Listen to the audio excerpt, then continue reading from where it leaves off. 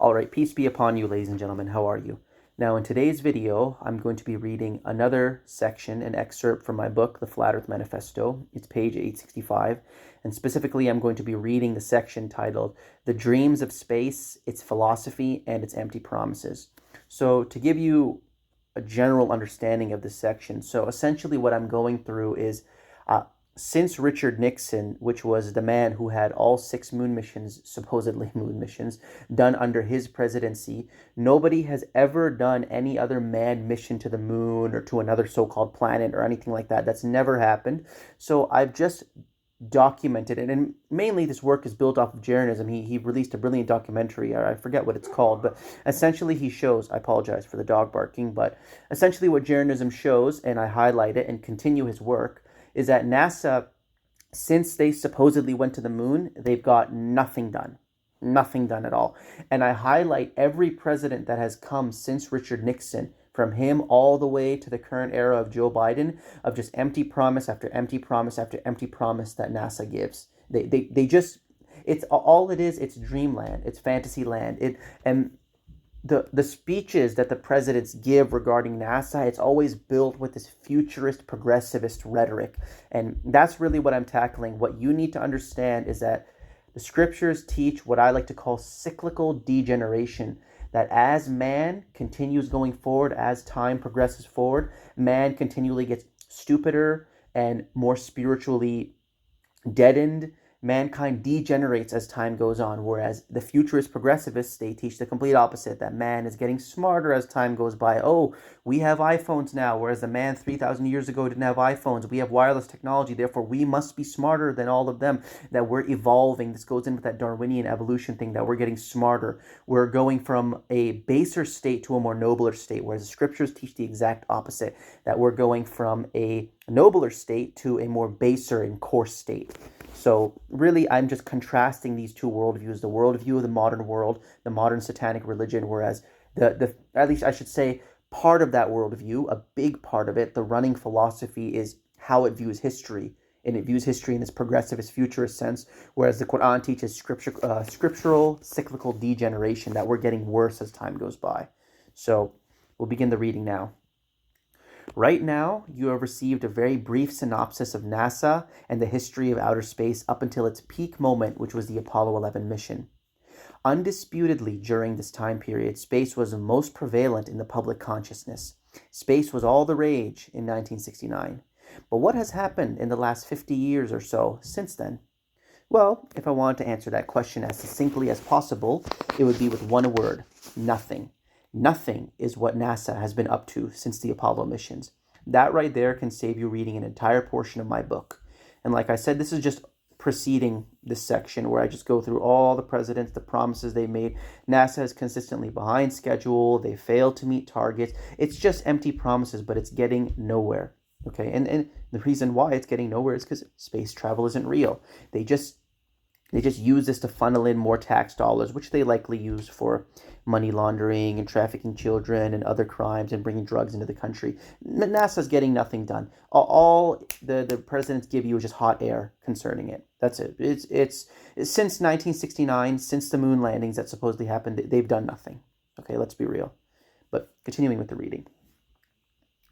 But of course, you want details. You want evidence proving that NASA has indeed been up to nothing for half a century. And in this segment, I will give you just that. Here we will examine the major statements of every president since Richard Nixon that have been delivered in regard to NASA's future projects, and you will see that it is nothing but a bunch of empty promises. The organization consistently fails to meet targets due to its absence of effective leadership. And yeah, like I said, much of the material used in this presentation I have received secondhand from Jeranism in his documentary titled NASA Going Nowhere since 1959. I've just taken his work and extended it into the modern era with Trump and Joe Biden doing the exact same thing, delivering empty promises. And what I'm talking about in this section is while I'm analyzing each and every one of the president's statements regarding NASA and its projects. Some say we need to go back to the moon, then some say, oh, we need to go to Mars, then that plan gets scrapped, and now we need to make space as accessible as like driving your car and going to work. It's just, like I said, empty dreams and promises. But every time they deliver these speeches about what they're going to do with NASA, it's always built with this futurist rhetoric. And what I'm pointing out is that space, outer space, has always been about philosophy, worldview. They're trying to brainwash you with a certain view of reality, a certain view of humanity's destiny and humanity's history. Futurism. So, continuing on. You will also see more confirmation of the same points I touched upon before, of outer space always being underpinned with futurist, humanist, progressivist philosophy in its outlook. The same rhetoric, which was a reoccurring theme previously of astronauts and other men who were influential, and I'll skip this point because that you can read if you open up my book. So now here's the main portion of the section. Before continuing further into more philosophical matters, you must understand that the scriptures do not teach a futurist historiography. The futurist understanding of history is one of linear progression, that man learns more as time goes by. So that's what we're taught. We're smarter now because we have all this technology that the ancients didn't, that we are becoming more sophisticated. He believes that humanity, through knowledge collected over epochs and the application of reason, can become more qualified to deliberate on matters of social issues, ethics, cosmology, biology, and just about any other discipline you can think of. To the futurist, man's nature is not fixed, but continually evolving, adapting, and can change into a better state if guided properly. This ties in perfectly with the idea of Darwinian evolution, whereby man is seen as an ever-evolving creature acquiring more desirable genetic characteristics as time marches forward. Man once started out as a single-celled organism, but over the course of millions of years has now become the conqueror of nature he is today. So we see this progressivism, we're getting greater as time goes by. This is essential to the New World Order, this kind of futurist historiography. This system, this kind of view of history, naturally views humanity as tending towards a nobler state, that our civilizations today are more sophisticated than the ones organized by the superstitious religious brutes of the past. He believes sincerely that man's salvation lies not within the spiritual realm, with God, which he denies entirely, but instead in the domain of economy, that happiness does not come from aligning one's life to the purpose his Creator has set out for him, a Creator which, again, he emphatically denies, but rather having enough goods to live a relatively comfortable life satisfying all of our base desires. So that's the worldview we're taught. I released a video about this not too long ago, that they think happiness comes not from aligning oneself to the purpose that God has given him, these kind of transcendental principles. He thinks that happiness comes from material goods. So we need to get enough food, enough shelter. And of course, these things are a part of enjoyment in life, but this is all man lives for, getting enough food and enough shelter and enough goods and amenities for people, and they'll be happy. That's the foundational plank of the futurist worldview. They think that materialism is man's salvation. He surmises that this consumerist utopia of endless commodities for all people can be achieved through the employment and rapid acceleration of powerful industry. If our inventions can become sophisticated enough, then scarcity can be eliminated from the world, facilitating everlasting peace, finally freeing us from the crude survival conditions of the ancient world. So that's what the futurist is big on. He wants to free us, liberate us from the difficulties of life, the difficulties of the ancient world. He wants to reinvent and radically transform society, and he thinks this is possible through his inventions. I mean, we have in the Bible where Jesus says, the poor you have with you always, and of course we try our best to help the poor, give charity, but he wants to totally eliminate poverty altogether, which is impossible, because think about it. If God made poverty, then if God allows for poverty, then it gives the believers who have more means the test to see if they're going to be generous and give to those people who are in need. If poverty didn't exist, then we wouldn't be tested with our wealth in the first place. God says he tests some people with evil, some people with good, some people with less. He tests them, and other people God tests by giving them more to see if they're going to be generous. But these futurists, they want to eliminate all that through government strong-arming and UBI, universal basic income, and big welfare. They think they can eliminate all poverty. And again, it goes into that futurist mentality. They want to perfect the world and the flaws within the world as they see it. Continuing on. Due to this strong faith in man's abilities, these false prophets who have blind faith in the future, the futurists, tend to always have an obsession with both technology and radically utopian ideologies, often using the former to implement the latter. Both of these are inventions of humanity, so it makes sense why the futurist who sees man in such an exultant light would be so fond of them. That's another thing. If you even just think of the philosophy of humanism, futurism, having blind faith in the future, having blind faith in humanity, it's not God-centered, God-focused, focusing on the heavens, but rather it's focused on us. It's a very egocentric, prideful, arrogant mentality. It's the worship of man and his reason, and thinking that his reason can unlock the secret keys of the universe. That's what these people think. It's the worshiping of man. We see in the modern world the degeneration of all philosophies, of all worldviews, from being focused on the principle, the point, God, the heavens, to now focusing on ourselves and man. It's this egocentric thing. And it is this very tradition which the modern neo-atheists, they follow on. They're big on worshiping man's reason and thinking that man can solve all these problems, thinking that man controls his destiny in that way. It's really, like I said, it's the worship of man. That's what humanism is. And the exalting of man's supposed abilities and not giving credit to God. He is utopian, the futurist, because he holds a strong conviction that a golden age of perfection is indeed possible for the world if we just get smart enough. And he is a technocrat because he uses the powerful capabilities of technology to either radically alter man or his environment or both in order to manifest out into the world that idea of a golden age which he has in his mind. History to him is a saga, telling the tale of the small, frail, unlikely creature known as man, subduing the world around him by the power vested in his great intellect. So, apostles, blind prophets of the future, and they have blind faith in man's abilities. They don't think we need the scriptures, they don't think we need God to guide us because we can figure this stuff out ourselves. It's an egocentric worldview.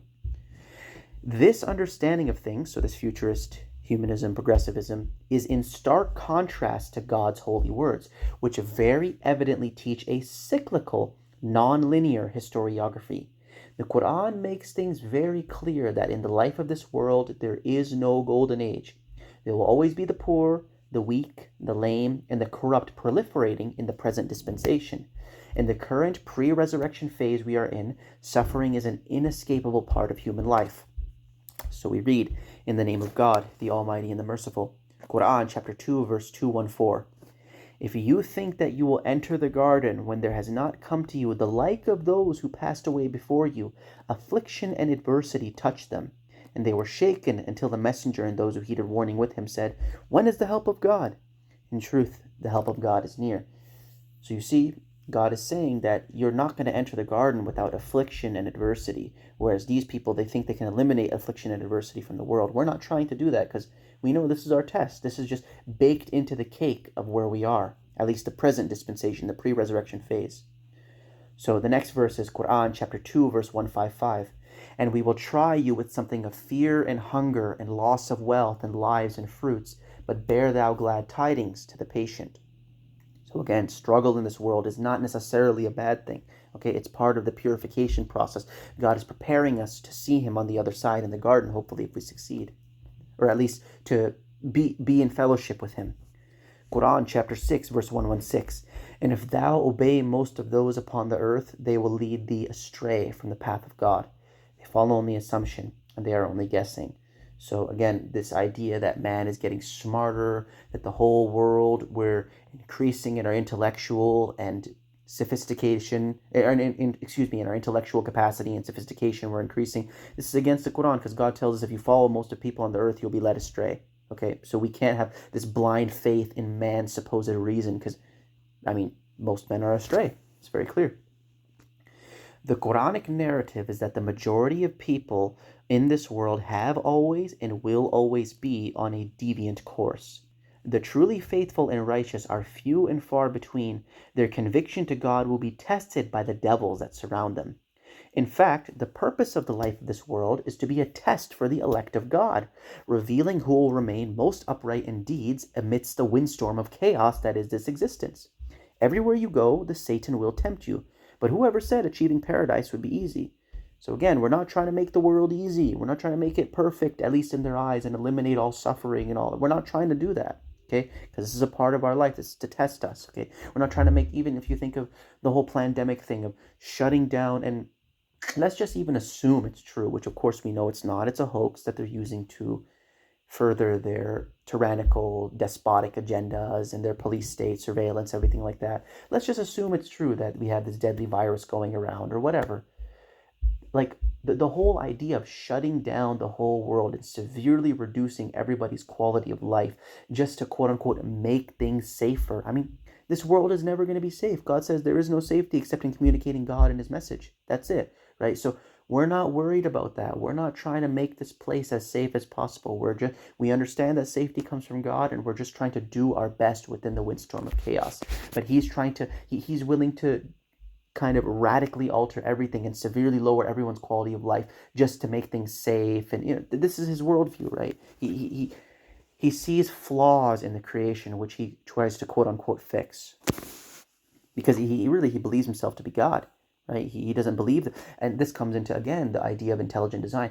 We believe, the believers, we understand that the world was intelligently designed. It was created by God, that there is a natural order to the world. Even within the disorder or seeming disorder, there is a greater order. Within the evil and the corruption that spreads, this is also tests for the believers to purify them.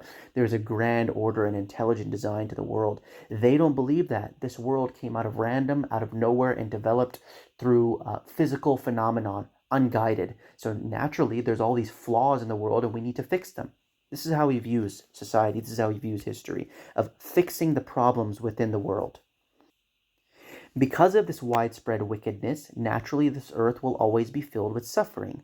If there were no poor people, then how could the believers give charity? If there was no pain, then how could the believer's faith in their Lord be tested? If there was no evil, then what could the believer courageously stand up against while placing his trust in God? Hardship is just a part of the human condition. It is an opportunity to test your merit and to grow as a person. It stands to reason, then, that if corruption is an inseparable part of this reality and is in fact part of a grander cosmic order whereby God is purifying his servants through these tests, then we as the believing body are not really trying to get rid of all of the problems in the world. We are not attempting to achieve some golden age of perfection where mankind somehow transcends all of the unpleasant aspects of life.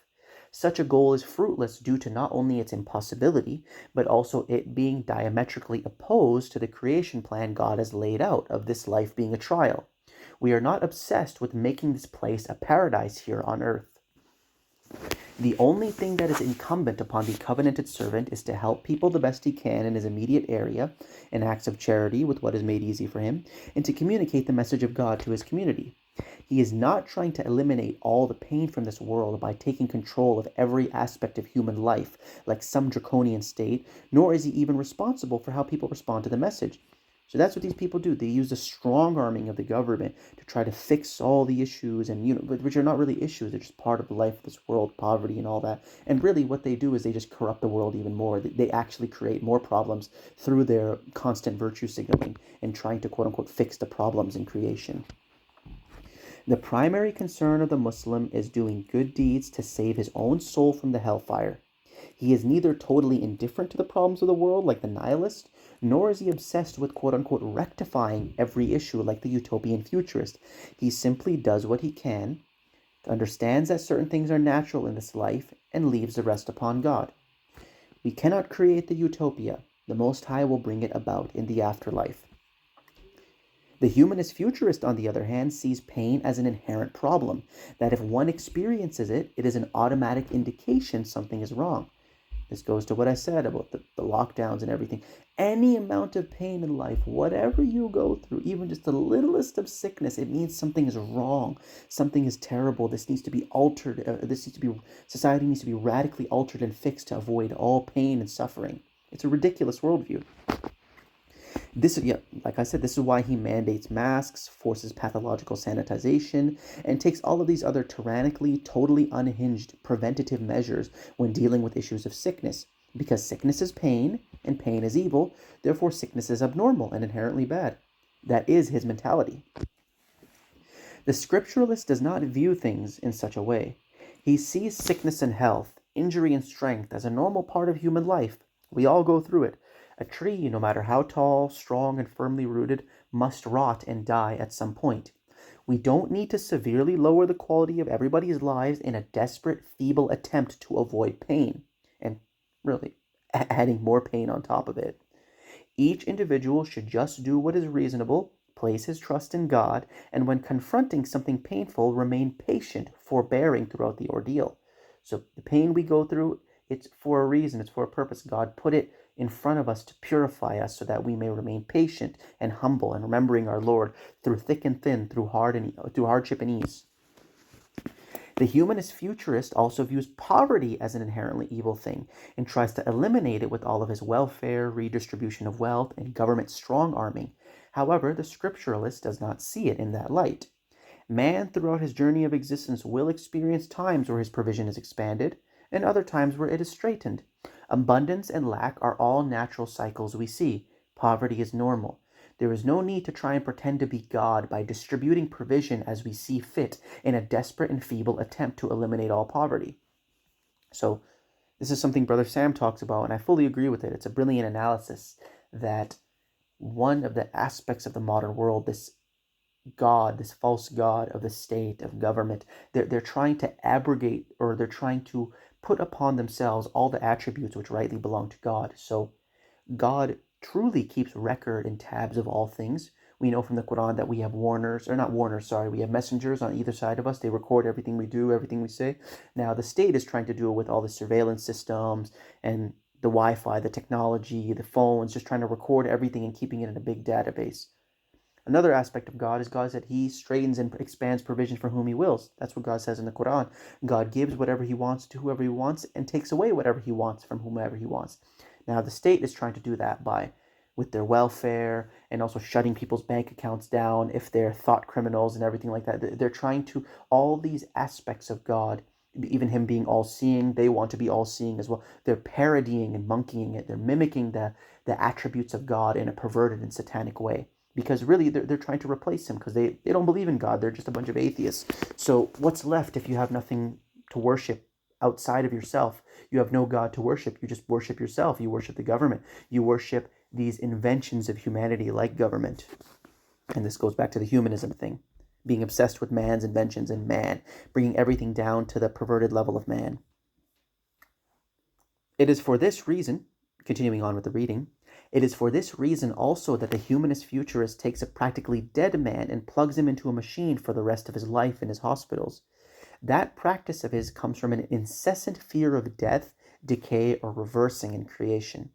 The scripturalist does not engage in that practice. The scripturalist sees that if his body is shutting down and it is time to return back to his Lord, he accepts that fate with grace and honor, not clinging on to the life of this world by living a miserable, fully dependent life hooked up to machines and having his diaper changed by nurses.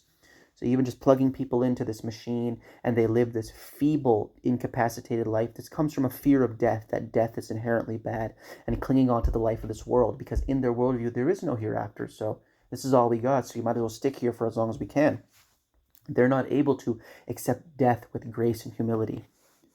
There's actually a brilliant quote. I don't know if I've said it in another video, but it's something I've thought of and it's touched me, and that's that death actually completes a man.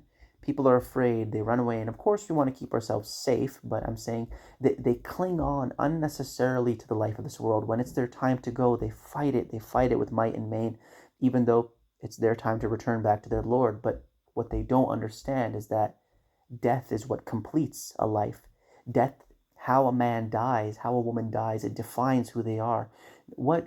Think of your life like a saga. Think of it like a story that God is unfolding, a story which defines who you are, which tells the world and the Lord who you are and what you are and how you lived. A story, in the end, if it never has a proper ending, if it never has a final chapter, that story is incomplete. The ending of the story is part of the quality, part of the enjoyment, having a beautiful ending. And it is that very beautiful ending that these futurists, humanists, atheists, they run away from, because they see death as inherently bad, even though really it's a completion of a man's life. It sums him up. To sum it all up, the futurist humanist sees pain, loss, and death as something bad, which must always be fixed or prevented, whereas a scripturalist sees pain, loss, and death as necessary parts of the creation plan of God.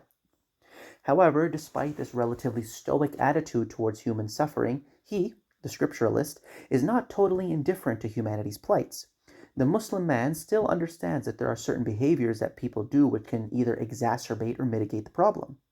Adherence to the law of God within a population of people produces the net effect of more human happiness, and violation of the law of God within a population of people produces a net effect of less human happiness. The commandments of the Most High are based in wisdom, prescribing for man things that are profitable to him. Quran chapter 5 verse 4. They ask thee what is made lawful for them. Say thou, made lawful for you are good things, and what you have trained of animals of prey as trainers, teaching them of what God taught you. Eat of what they catch for you, and remember the name of God over it, and be in prudent fear of God. God is swift in reckoning. So God says he made lawful for us good things, so we know that we can increase our happiness the more we rebel against the law of God, the philosophy of God, the more we destroy ourselves in our societies, and the more we adhere to it, the more faithful we are to the scriptures and the commandments of God, the more happiness we have in our society. We do understand that. The key definitive difference between the futurist and the scripturalist is that the former, the futurist, views history as a linear progression, and the latter views it as cyclical. The Quran does not ever teach the doctrine that mankind is evolving. God has given us a fixed nature that remains ever unchanging, and the outlook of this worldview is that just as the nature of man remains similar throughout history, so too do man's problems and subsequent solutions.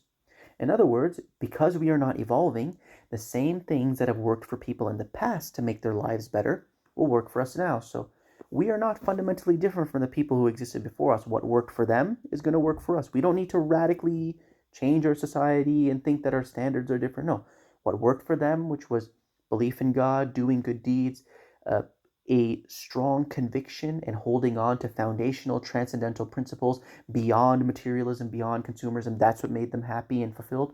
That's what's going to make us happy and fulfilled. So what worked for them is going to work for us now. This is true because we are fundamentally not much different to the men of old, although the humanist futurists will argue otherwise.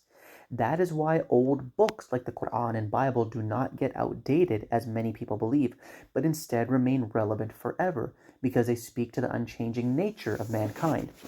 So that's another aspect of their worldview. They see these books as outdated because man is fundamentally different from how he was in the past, so therefore these old books and what they prescribe, they're outdated.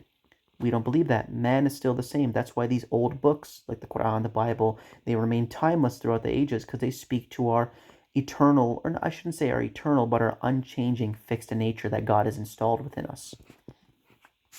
The only thing that has ever truly worked for making a man's life better is submission to God and honoring his commandments. This was the first way of life given to the first man, Adam, and this tradition remains just as fruitful and perfect as it was for him throughout the ages. This mindset of remembering man's fixed disposition naturally produces a cyclical view of history, whereby phases and epochs happen in repeating patterns. If a man in large numbers heeds the limits which God has sent down, he achieves a state of happiness, joy, fulfillment, and productivity within a society. Conversely, if man in large numbers does not heed the limits which God has sent down, which is the present state of the West and really the world, he degenerates into a state of unhappiness, misery, nihilism, and disorderly chaos within his society. These cycles have been repeating since time immemorial, defining the rise and fall of entire civilizations, construction and degeneration, justice and corruption, freedom and tyranny, uprightness and savagery, affluence and poverty. All are directly correlated to how close or how far, respectively, people are from the remembrance of God and his statutes. If you follow them, you live and prosper. If you don't, you wither and perish. It really is that simple. The ups and downs of world history are defined by this metric alone. Therefore, there is no golden age where all of our quote-unquote problems are solved. There is only adhering as best as possible to whatever has been successful in the past in order to limit our problems. This is the historical paradigm of the Quran. However, and this is a new point that I added in the recent addition to my book, which I've learned from reflecting on reading guys like René Guénon and Julius Evola. So this is regarding this whole cyclical worldview. There is still degeneration going on overall. So continuing with the reading. However, within all of these epicycles, we, the scripturalists, do see a grander degeneration taking place in the world, opposite to the futurist who prophesies ascendance. So we see the world is actually, even though there's cycles, it's gradually tending downwards, not upwards. We're getting worse as time goes by. If you look in any way, the food quality is getting worse. These religions are starting to degenerate. They're becoming more secularized, more materialistic, more vain, more compromised. You look as well at even the languages. People have this ridiculous idea that the people of the past, that their languages were not as sophisticated as ours. No, their languages are far more rich, far more complex, far more sweet than what we speak today. We speak a degenerated English, or I don't know, modern Yoruba or modern Punjabi, whatever modern form of any language you have, it is less sophisticated than what existed before. Like, I'll give you an example. So I obviously understand Punjabi. I speak a little bit of Punjabi. I certainly understand it, modern Punjabi at least. But when I try to read older classical works of Punjabi, let's say like the Guru Granth Sahib, so the Sikh holy book, what they call their scripture, which is written in a classical Punjabi. Even when I try to read that, I hardly understand any of it. Why? Because it's written with this older, richer, sweeter Punjabi. Even people nowadays, Sikh, Punjabi people, whatever, when they try to read those older classical works, they don't understand it. Why? Because our language is degenerating. It's devolving. It's getting worse as time goes by. It's the same thing with classical English. You think of Shakespearean English, even the King James Bible. These are difficult for a lot of people to read because our language is going down the toilet. So there's a grander degeneration going on. So the futurist, he sees us going up. The Quran prophesies us going down. And this is natural, and I'm going to explain why. These oscillating cycles of golden ages, which are rare, where people in large numbers are conscious of the things of God, and dark ages, which are far more common, where people in large numbers are denuded to the things of God, are all too tending downwards as time marches on. The golden ages become fewer and last far less in duration, and conversely, the dark ages become more widespread and enduring as we head into the future. The Quran prophesies this general decline. So we read in the Quran, chapter 56, verses 10 through 14. And the foremost, those are they brought near in gardens of bliss, a multitude of the former peoples and a few of the latter. Okay, so the foremost, the people who are brought near, the ones who are the highest in the status of God, the ones who fought with might and main in the cause of God, the most pious, the most noble of men, that God is telling us that it's going to be a multitude of the former peoples who attain that noble category and a few of the latter. So as time goes on, we get less and less people attaining this great success. So this is general declination. This is general degradation, which God is prophesying. God tells us in advance that the foremost / vanguard / frontrunner, which is the most honored category of men who truly show exemplary courage in the cause of God, that such men will comprise of a multitude of the past peoples and only a small few of the future stock. This is indicative of an overall cosmic degradation, as the numbers of men who attain the greatest success will wane thinner and thinner as we progress into the latter days. This should be expected too, considering that since Adam fell from the garden, there was a general separation between mankind as a whole and God that occurred, which will only be fully restored in the afterlife for those who attain paradise. And the longer we stay in this partially cut off state in the life of this world, naturally we will experience a more dramatic involution of all godly order into satanic chaos. So if you think about it, man, when he was in the garden, when Adam and his companion, they were in the garden, they had a closeness to God. And when man fell from his state and his nakedness was made known to him, when he deliberately disobeyed the commands of God, there was in some sense a separation we experience from the Most High. And this separation will only be fully restored once again if we make it into the garden, the afterlife. There is a general separation we experience. There was a degeneration, a fall. Okay? And naturally, the longer we stay in this fallen state, the longer we stay in this state whereby we are somewhat separated from God, we're going to experience more chaos, more delusion, more disorder, more satanic insanity. That's just what's going to happen. The longer the principle which birthed us, it was God who directly made our Father with his hands and blew his spirit into him. The principle which gave us life and form, the longer we are separated from that, the more we're going to involute, the more we are going to degrade and descend into chaos. That's just natural and normal. The golden age is not, well, I mean, it's in the future, in the afterlife, but it's not in this life. The golden age was actually in the beginning. It was when a man was in the garden where he had full fellowship with God, and then he degenerated after that when he experienced a separation. So we don't see the golden age as in the future in this life. We see the golden age as actually in the beginning, and things are getting worse since we fell from that and degenerated downwards. If Adam in the garden represents a golden age for the human race, when we were connected to the highest principle, then it should be no surprise that the longer we remain detached from that sacred first principle, the more disarray will spread in the world. Minor ups and downs within the grand decline notwithstanding, we can only go nowhere else but downwards from here. This mode of thinking bleeds out into the structure of how society is organized as well. Because of this cycling and degrading, not linear view of history and the understanding of an unchanging mankind, both naturally lead the scripturalists to not be so enthusiastic about neither technology nor revolutionary ideologies. We don't need revolutionary ideologies that seek to eliminate all human suffering, because human suffering is part of God's plan for our lives here. And we don't care so much for rapidly progressing technology because there will never come about some magic invention which can, quote unquote, fix everything. Unlike the futurists, we are not waiting at the edge of our seat for that next big thing which will make everyone's lives better. There is nothing wrong with how people lived thousands of years ago, because it was not at all their inventions or lack thereof that made them either prosperous or failures.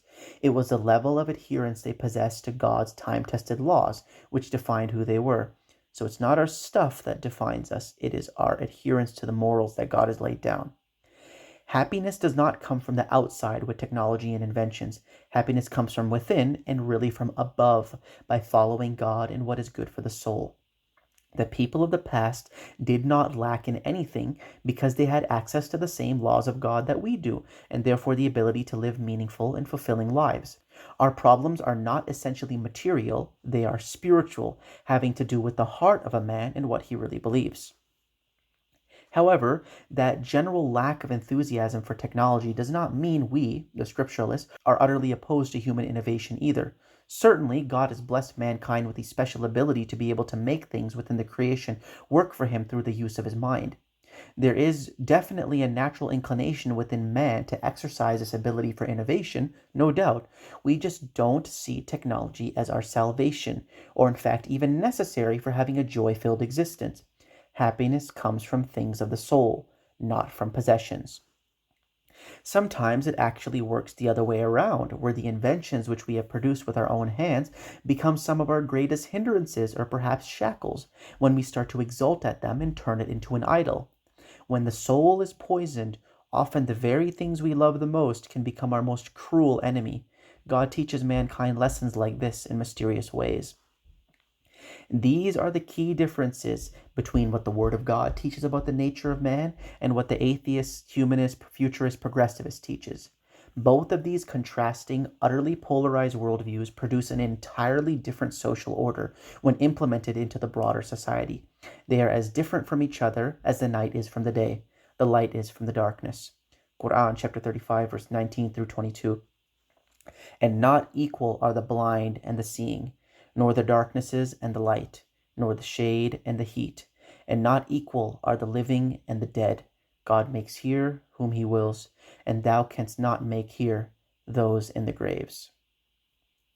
So anyways, that's really all I have to say in the matter. This was just a reading of a section which I thought you might find interesting, and I hope that it gives you more clarity and more context when you go out into the world and you study the philosophies of the world, or even engage with the philosophies of the world. Because every time you talk to people and you have any in-depth, meaningful conversation, you are engaging in philosophy. Philosophy is king. Philosophy is the principle. It is what underpins and motivates all of our actions. Not what we say we believe, like, oh, I'm a Christian, I go to church on Sunday, but I live my life like an atheist, humanist, scoundrel, secularist for the rest of the week. No, but what we truly follow, our philosophy, that's what defines who we are. And I hope that now you have a little more context and understanding of the philosophy of futurism, progressivism, humanism, this worshiping of man, this worshiping of the future, compared to the scripturalist philosophy of cyclicalism and looking to God and not to man to solve all of our problems.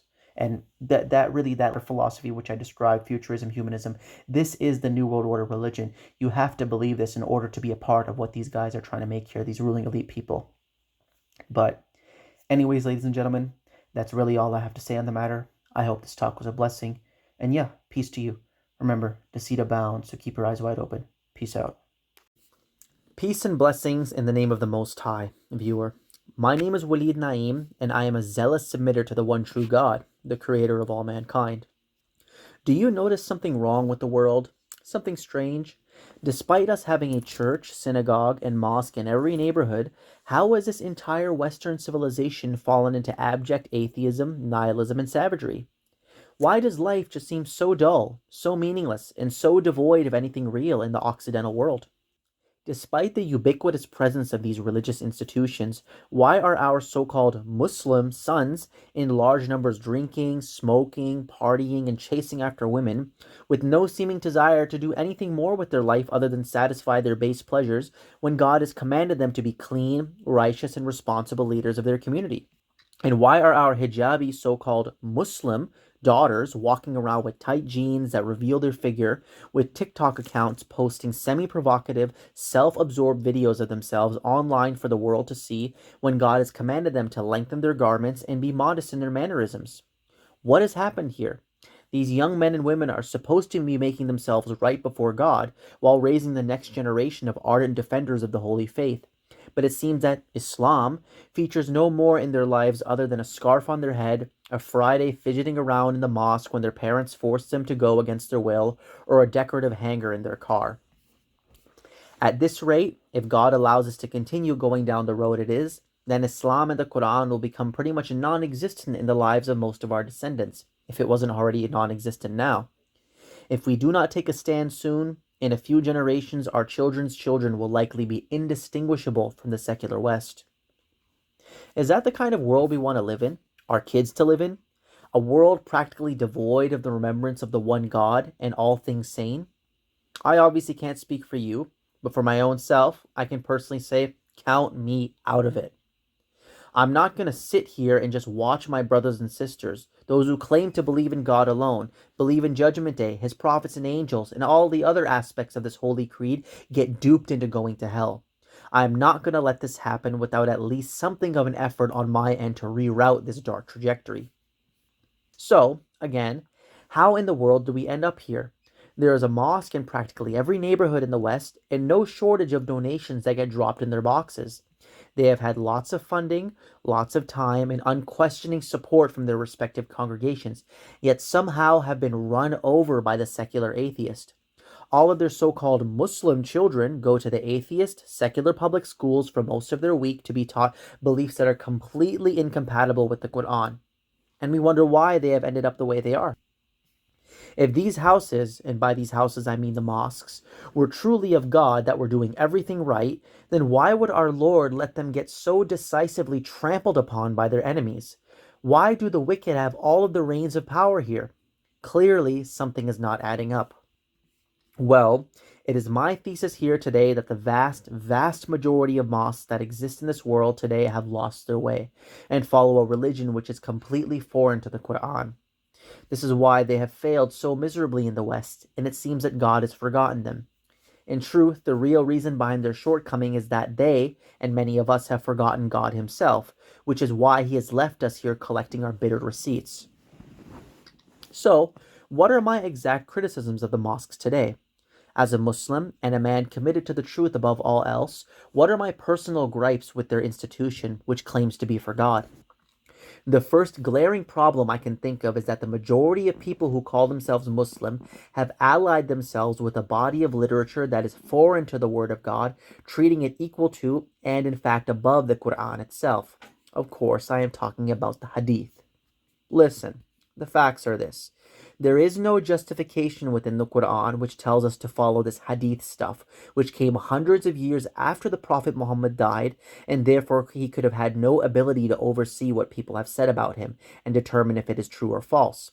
It is now becoming crystal clear, especially in the last 10 to 20 years, that many things that have been ascribed to him in their most quote-unquote authoritative texts, which they call their Sahih Hadiths, are forgeries that directly contradict God's final revelation. To take these words of men, i.e. the Hadith, and hold them to be equally authoritative to the words of God would be breaking the first and most important commandment, which is to worship God alone, making no equals with him. To say that these supposed words of Muhammad, which are not even Muhammad's own words, but simply very doubtful rumors about what people who existed hundreds of years after him say he said, that have been decided upon by the scholars as authoritative holds equal, or in fact any weight in our faith comparable to the verbatim words of God himself, the Holy Quran, is idolatry. You are exalting man's words to the status of divinity, which should only be given to God's words. Nothing comes even close to the Quran, because God, the creator of the heavens and the earth, is its author. This includes the Hadith too, which pales in comparison and is superfluous to the glorious Quran. If you are interested in seeing a full refutation of the Hadith, you may watch my video titled A Defense of Prophet Muhammad, David Wood and Hadith Exposed, which is linked below. In it, along with refuting and putting in his place the worst opponent of Islam on the internet, Mr. David Wood, I also expose how the Hadith is completely contradictory to the Quran and the source of much of the Muslim world's problems. It is a 2-hour-long documentary where I seek to demonstrate the true character of Muhammad in the Quran, defending his history and personality with primary source quotations. I clear the last prophet of God's name from the people who have tarnished his reputation the most, which are certain types of Christians, and, sad to say, Hadith-following Muslims, which have said many terrible things about him. No, Muhammad was not a money-hungry, tyrannical warlord who married a 6-year-old girl. He was a shy, humble, meek man who married adult women, had compassion for even his worst enemies, and oftentimes had a tough time even standing up for himself out of fear of hurting other people's feelings. This is all demonstrated in detail in my video. Once again, the link for that will be in the description under the tab, The True Character of Muhammad in the Quran. So that is the first problem with the mosques, the reason for which I feel they have been forsaken by God, their adoption of an apostate literature which contradicts their foundational scripture. The second point of contention I have with many of the mosques is their seeming unwillingness to say anything controversial which may make them face persecution from their government. The fact that 9/11 was not only an inside job, but the fact that no planes hit the Twin Towers on that day, and the whole charade was a hoax designed by the governments of the world to forever frame the Muslim people as terrorists and justify invasions in our countries, should be taught to every man, woman, and child. This great fraud of the September attacks has left such a lasting, enduring reputation on every brown person, and Muslim in general, that it should be discussed in every mosque. Our people are not responsible for that crime, but it was the governments of the world who carried out that plot and framed us for it. 9/11 is just only one small example, though. There are many other quote-unquote conspiracy theories, which are really just conspiracy facts, avoided by the mosques due to their controversy, like the fact that the monetary system in the West is an ungodly scam based on usury, the fact that the so-called healthcare system is a predatory empire which doesn't try to cure anybody, but instead makes money off of human suffering, the fact that sodomite propaganda is being promoted to the masses, including our children, and the fact that the thing which I will call the C-19er, to avoid censorship, was a hoax perpetrated by the powers that be to greatly expand their police state, censorship incentives, and surveillance systems worldwide in order to create their New World Order, and much more. These governments that have occupied our lands are de facto terrorist regimes, and the mosques seem to say nothing of it. They appear to be more concerned with not being labeled extremists while they live their comfortable, well-funded lives, avoiding topics that are hard to deal with due to the abject persecution they bring. That is my second problem with them. Their, at the very least, lack of awareness, or if not, perhaps lack of willingness to address the real geopolitical situation going on in the world. And lastly, my third trouble with the mainstream mosques, which can also be put into the category of conspiracy facts, is their complete ignorance on the true nature of the earth. It may sound as a shock to you, my viewer, that the Quran, the Bible, and in fact all of the ancient scriptures teach the earth is flat and stationary. This is the only model of the world which is compatible with those texts and also scientifically provable. This flat earth conspiracy, which should really be called the globe earth conspiracy, is one of the biggest lies of the modern world, we are told, and goes in line with what I said earlier about the endemic corruption of the governments of the world.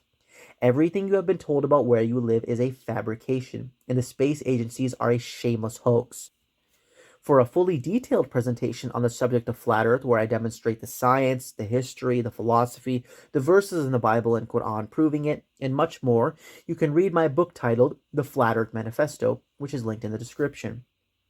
This work runs to nearly 1,200 pages and is practically a textbook on not only the topic of flat earth, but the subject of physics proper, and I expose the biggest fraudulent religion of the West, which is science worship, otherwise known as scientism.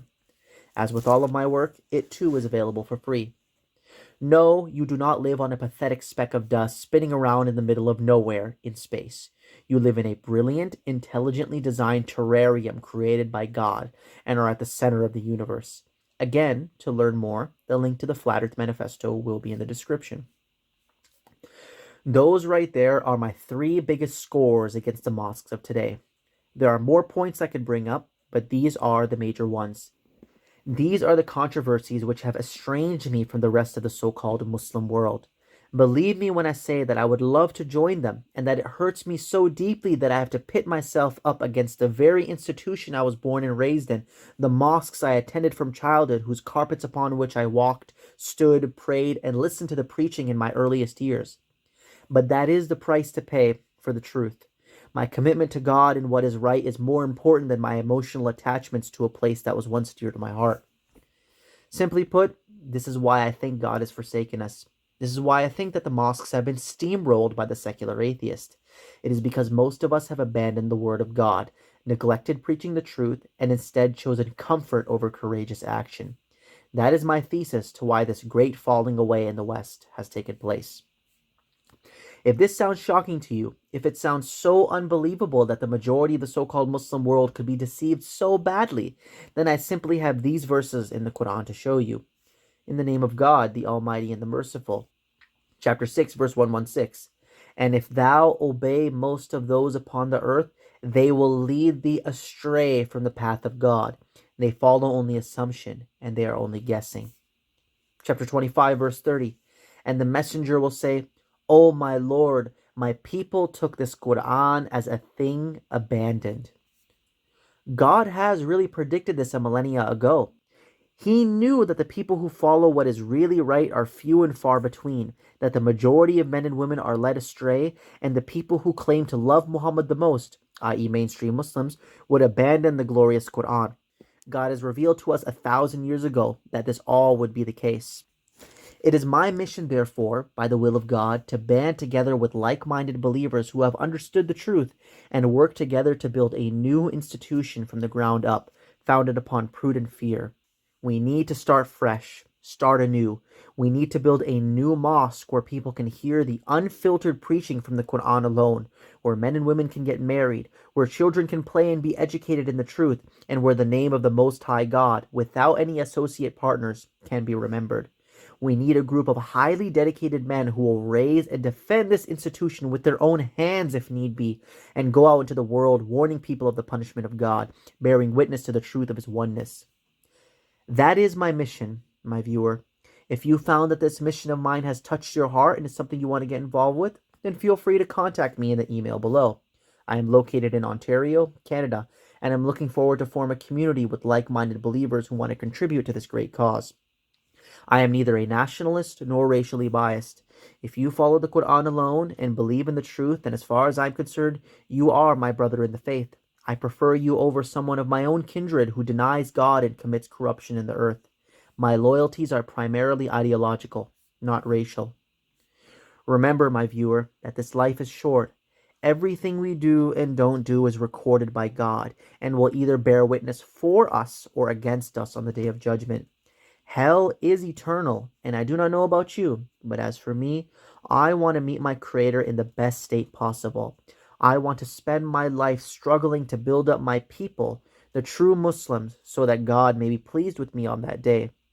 If you are interested in that, then feel free to join me. If not, then find something else good to do which will prepare you for your appointment with the Most High.